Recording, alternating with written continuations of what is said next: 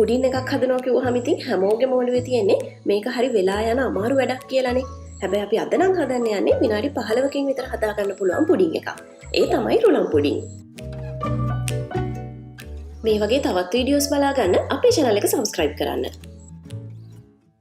මේ පුඩින් එක හදා ගන්න අපිට ඕනේ දේවල් තමයි රුලන් ග්‍රෑම් 150යි, සීනි ග්‍රෑම් 70යි, එලකිරි කෝප්පයයි, වැනිලා තේ හැන්දයි, වියලි මිදි ග්‍රෑම් 50යි, බටර් ග්‍රෑම් 50යි, කරදමුංගු කුඩු තේ හැඳි භාගයයි. අපි දැන් ඉස්සෙල්ලාම බටර් ටික භාජනයක දිය කරගෙන ඒකට වියලි මිදි කරදමුංගු කුඩු ටිකයි දාලා කලවම් කරගන්න ඕනේ. අපි මේක කරද්දී ගින්දර අඩුවට තියාගන්න ඕනේ.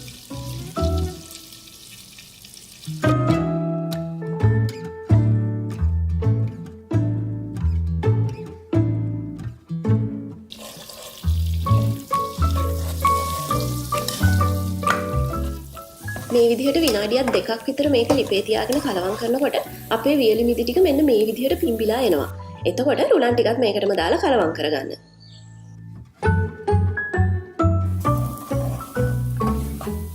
දැන් මේ රුලන් ටිකේ අමු ගතිය යනකම් විනාඩි 10ක් විතර ලිපේ තියාගෙන කලවම් කරන්න. ඊළඟට අපි කරන්න ඕනේ මේකට කිරි ටිකයි, සීනි ටිකයි, වැනිලා ටිකයි දාලා හොඳට කලවම් කරගන්න එක.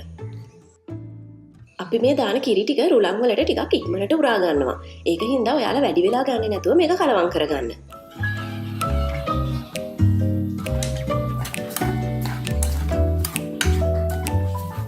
දැන් මේක අඩු ගින්දරේ ටිකක් වෙලා ලිපේ තියාගෙන කලවම් කරන්න ඕනේ.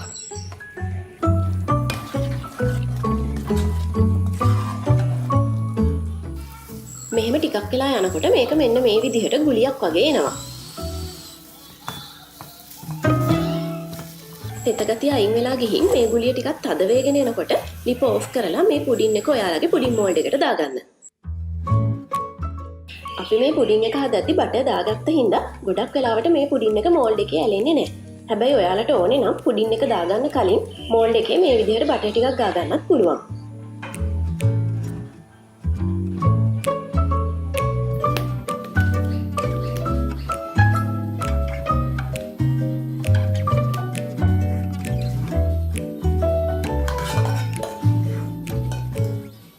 ඔක්කොම පුඩින් ටික දාගත්තට පස්සේ මේ විදිහට හොඳට යටට තද කරන්න.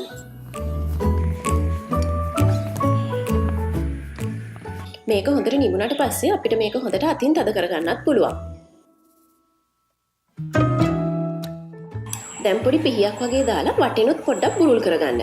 එතකොට අපිට පුඩින් එක ගලව ගන්න ලේසියි.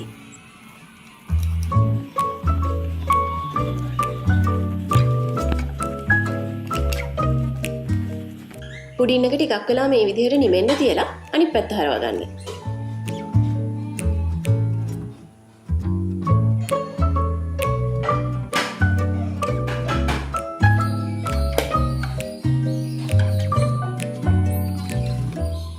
මේ තියෙන්නේ අපි හරිම පොඩි වෙලාවකින් හදාගත්ත රුලන් පුඩින් එක. මේක ගොඩක්ම නිමෙන්න කලින් ටිකක් රසනේ තියෙද්දි කෑවහම තමයි රස වැඩි.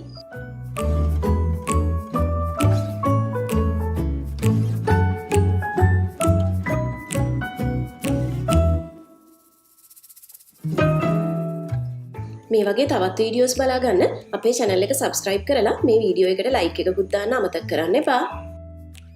ඒ වගේම තමයි මේ recipe එකේ full details අපේ daily life site එකේ දාලා තියෙනවා. ඔයාලට ඒකෙන් වැඩි විස්තර බලා ගන්න පුළුවන්.